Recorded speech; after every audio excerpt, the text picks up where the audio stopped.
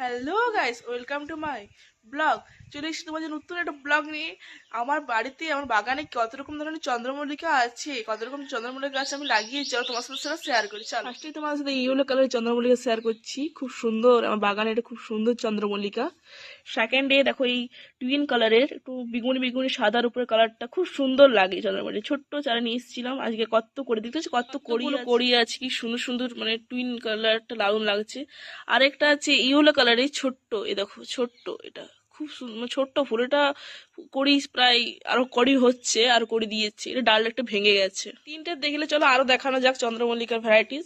এ দেখো এটা একটা চন্দ্রমল্লিকা, এটা অরেঞ্জ আর খয়েরির মধ্যে মিক্স করা, থপকাই গেন্দা টাইপের যে চন্দ্রমল্লিকাটা হয় না, ওই টাইপের চন্দ্রমল্লিকাটা। আরেকটা ছোট্ট রেড কালারের খুব সুন্দর চন্দ্রমল্লিকা দেখলে। এবার তার পাশে সাদা চন্দ্রমল্লিকার গাছ আছে, এটার ফুল প্রায় নেওয়া হয়ে গেছে, অনেক কড়িও আছে নিচে, ছোট ছোট দেখো কড়িগুলো।